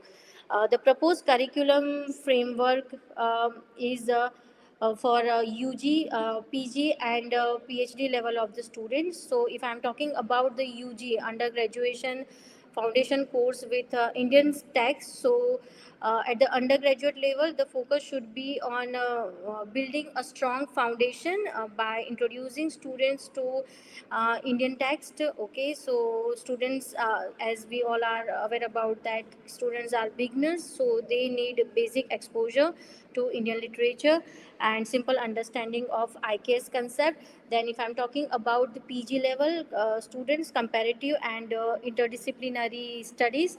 So, at the postgraduate level, the focus shifts on analysis, comparison, and deeper understanding. If I'm talking about PhD research in IKS and English intersections. Then at the doctoral level, the focus is on research and knowledge creation. So the scholar explores new areas such as Indian literary criticism, then translation studies, and comparative epistemology. So this three-level framework ensures a gradual progression from basic understanding to advanced research, making English studies more inclusive, interdisciplinary, and rooted in IKS. Now let's talk about pedagogical strategies. So this slide focuses on the teaching methods required to effectively integrate IKS into English studies. So we can include experiential learning. So experiential learning means learning through experiences and practice, not just theory. So students learn by doing and observing. It moves beyond classroom teaching. Then project learning should be there. So project based learning explore and research topics, encourages teamwork and problem solving. Then comparative analysis pedagogy, we can use that strategy. So comparative analysis means studying and comparing different perspectives. So students compare Indian text versus Western text, then Indian theories versus Western theories. Then the last one is interdisciplinary approach. So an interdisciplinary approach connects multiple subjects for deeper understanding.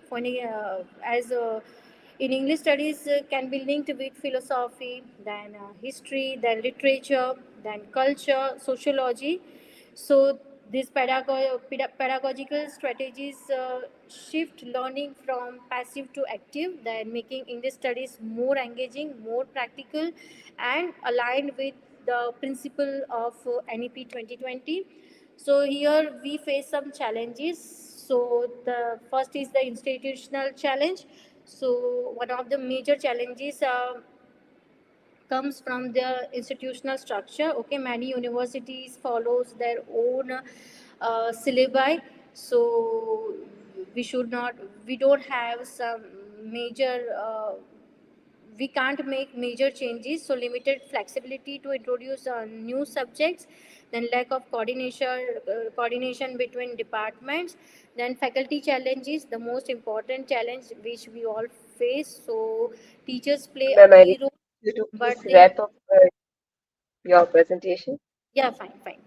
Teachers play a key role. They may face certain difficulties, then resource challenges.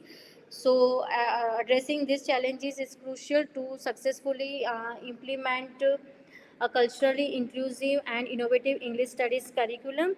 um, these are the recommendation: curriculum reforms, faculty development program should be there, then resource development should be there, then policy level support should be done. And this is the conclusion. So integration of IKS enriches English studies, uh, then promotes cultural identity and aligns with NEP visions. So to conclude, the integration of Indian knowledge system into English studies is not just a reform but a transformative step in education. These are the references which I have gone through. Thank you so much. Thank you, ma'am. Thank you for your time. I would request the next presenter, Dr. Rajashekar, for his presentation.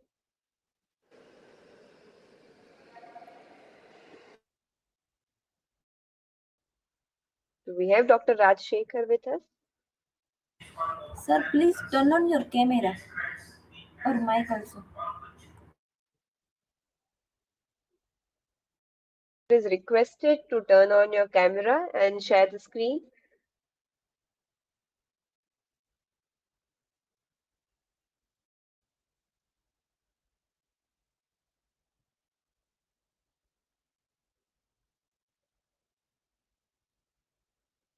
Dr. Rajshekar, are we audible to you?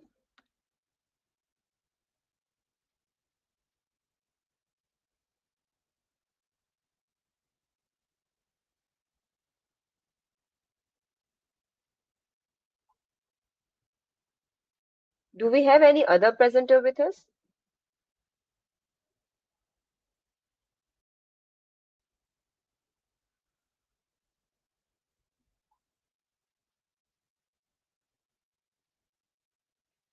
Dr. Rajshekhar, am I? Juiba Jadhav Juiba are there, Jadhav but is same with us? She perhaps went to the alternate meeting. Do we have Dr. Rajshekhar with us, or he left?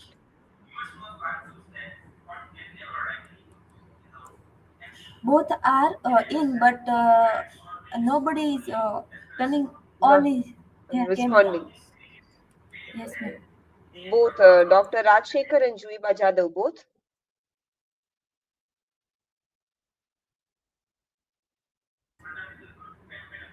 Yes, ma'am, both are.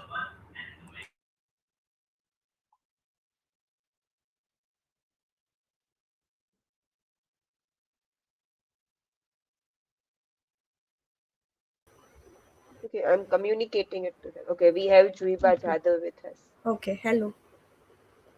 Let me present my screen. Yes, sure.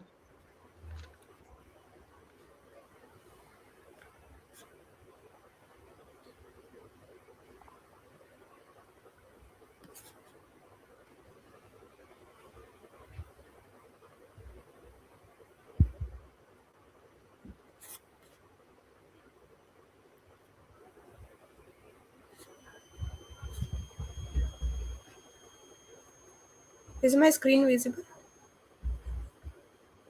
We cannot see your presentation. Have you shared the entire screen?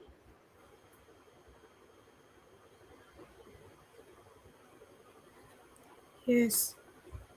Okay, share the entire screen, yet anything is not visible on our screen. Is it now? It's loading. It is loading.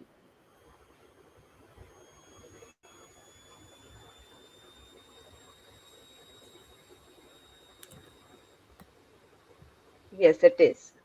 Okay, you can slideshow and begin with your presentation. I would request you to complete your presentation in 6 to 7 minutes. Okay, okay, sure. In order to do like for slideshow, the option. Yes. On in the brown part, on the very first line, you can see that animations and then slideshow and then Okay. record. Can you see? Yes, you can go. Mm-hmm. Okay, is it visible? Yes, it is. Okay. Um, Good afternoon to one and all present over here. Thanks for. Again, your screen has okay, your screen has changed. Again, go for a slideshow. Okay. Thank you. Is it now? Okay, it's loading. You can start your presentation. It's fine. Okay. Your screen is not So yet visible. wait. Uh,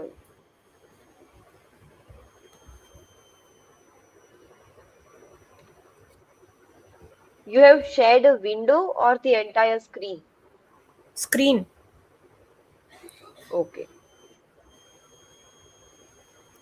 Here the option like share and cancel, but sharing is not available. Sorry. Have you begun?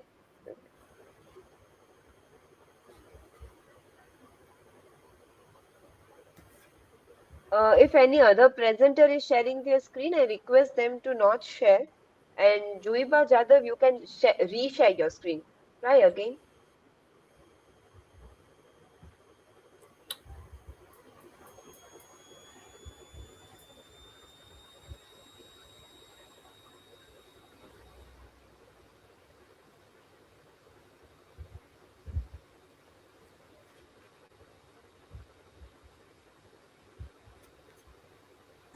Mohini ma'am, you can stop sharing the screen. Mohini ma'am, if you are in the meeting, you can stop sharing your screen and you can continue watching the presentation on the YouTube.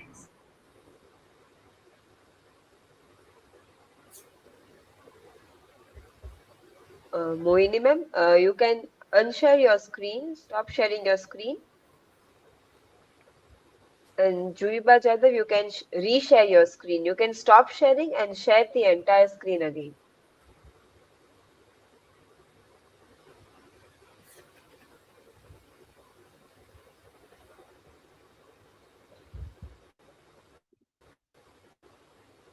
Are you facing any problem? Is it now? Yes. So you can ask. So what's the issue? Sharing is there, but okay, now is it okay? Wait, it's loading. Let me see. No, your screen is not visible. Ruthvi, do we have other participant also? Okay, your screen is visible. You can Yes, go to yes. PowerPoint. Yes, we can see Okay. your screen. You can. Okay, now Right? slideshow and you can begin your presentation. Okay, okay. So, thank you for your cooperation, first of all. And now I'll be beginning my presentation.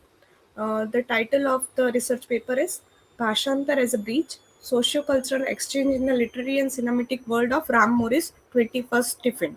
So, I first start by introducing myself. I am Juiba Dilip Jadhav, a research scholar from the Department of English, Gujarat University.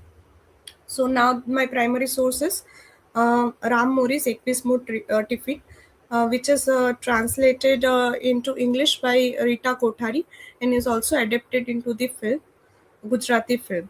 So based on it, the thesis is there, and the problem statement that is concerned over here is while translating any work.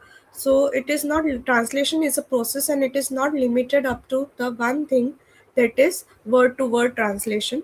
So here it is a cultural exchange, we can say, and translation serves as a bridge.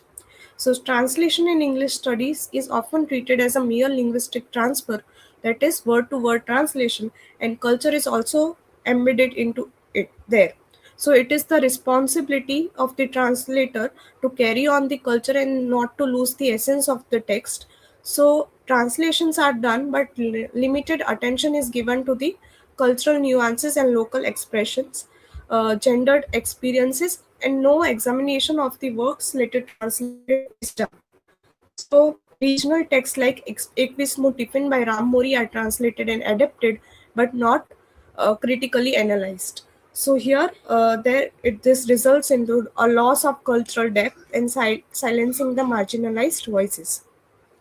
So here what the gap lies is there is limited focus over here in the Indic centered translation analysis. There are many theories, Indic theories, Sri Arvindo Ghosh, Gayatri Spivak, Homi Bhabha. They have given the theories, but no impact is seen as they are not imposed into the works which are translated, and the works which are once translated, there is no verification of the same. So here we can do the examination of the thing. So Indic centered translation analysis is lacking in the field of the translation. Limited focus on power and voice is there. Marginalized female narratives can be seen, and underuse of Gayatri Spivak's theory, the politics of translation, Homi Bhabha's concepts such as hybridity, and there is a loss and distortion of the marginalized voices is there. It limits the scope of English studies in a sense that the regional literature is limited to the region only, and the global access can't be seen. So my research objectives are to analyze the English translation of English Equismo Tiffin in terms of voice, culture, and gender, and to see it through the lens of theory of Spivak, and focuses on the ethics of representing marginalized voices. And here it is also adapted into the film. So I will be analyzing the film based on the point of view of Homi Bhabha's concept of hybridity, which involves third space. So let us understand how the meaning shifts from text to translation and translation to the film. So about author, I would like to say that Ram Mori is a contemporary Gujarati writer. He focuses on everyday life, emotion, and women's experiences, and his work, that is Equis Tiffin, is translated by Rita Kothari. She is a renowned translator of Gujarati literature, and works on preserving cultural nuances and linguistic authenticity. She has tried to preserve it, but by analyzing the work, we can just re-examine that how far she has gone to do such things. And the work Equismo Tiffin centers on the middle-class housewife and highlights emotional invisibility and silent desire. So the protagonist of the Equismo Tiffin is Neeru. As a Indian girl or woman, everybody could connect with the character that is Neeru. Our mothers, the housewives, do the house chores and make tiffin or cook for each of us. But even an employee wishes to have a kind of a appraisal, but the housewife generally doesn't get appraised or appraisal. So here it represents the emotional neglect and invisibility, and then she gets a kind of a self-realization through food. We can say that how can this be embedded into Indian knowledge system, because it is our spices and food which has led us to the which has opened the doors of the globalization and has bought and has transferred India to there. That is, the spices and all this are available, so the fragrance and the aroma of the food has bought and has served India to at many stages. So the themes of the work is domestic routine and monotony, emotional invisibility of the women, desire for recognition and identity, gender roles in middle class society, silence and unexpressed emotion.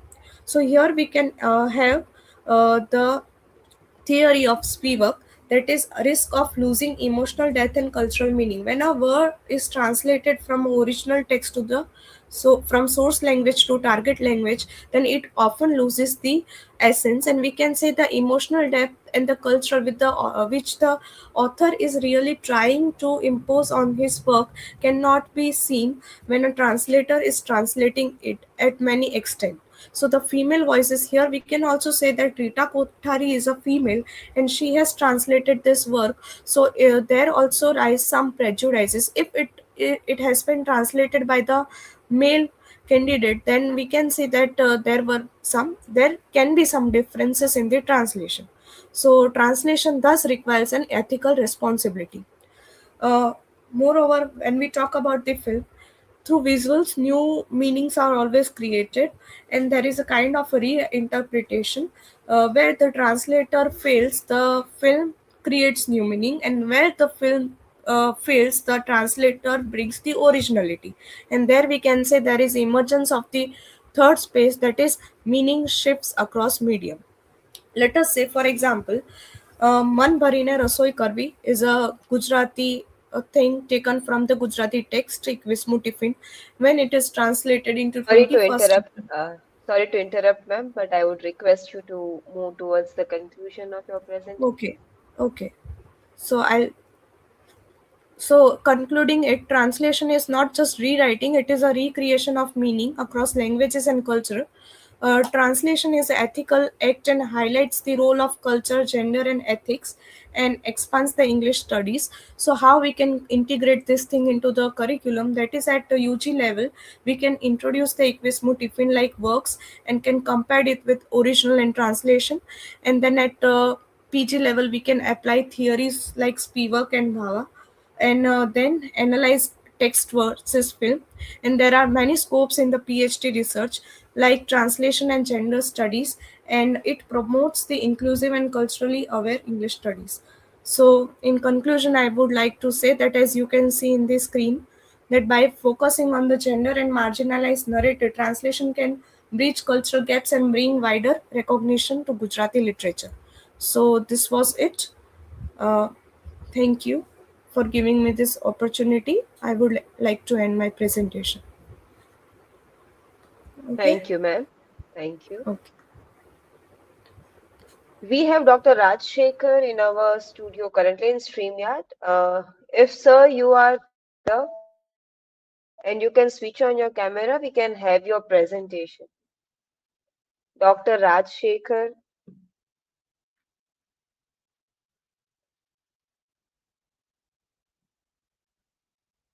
Dr. Rajshekhar, are you with us? Rutvi, is he still in the meeting? Yes, ma'am. But there is no response. Okay. Okay. So we are not having any response from Dr. Rajshekhar. So here we conclude our parallel presentation session. We had a wonderful presentations from Devang Darji, Asha Khurana, Bhumika Gohil, Dr. Balaji Shelke, Dr. Kruti Vyas, Dr. Chirag Kumar, Dr. Ruchi Joshi, Dr. Mohini Parmar, and Jadhav Juipa Dilipsi. And the parallel sessions had a wide range from translation studies to application of the theories like Derrida's theory, Aporia, that how we can read IKS in the English literature books. There were various proposed for the curriculum of IKS which can be used. There were certain case studies that how IKS is studied in the BCA honors or other fields syllabus, and how the literature is helping, English literature especially is helping in the IKS studies. There was a wonderful presentations by the various presenters. Thank you everyone for your presentation, and I hope it was a fruitful session. We end our parallel presentation session 1 here. Thank you everyone for watching. Any remarks from sir's side, we can have it.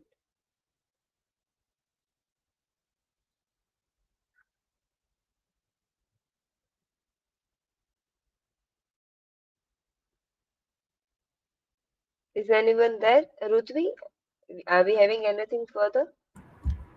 No, ma'am. Sir is not here. So we end this session here. Okay. Okay. Thank you. Thank you everyone for watching. I hope this was a great opportunity for the viewers and the presenters, everyone. Thank you.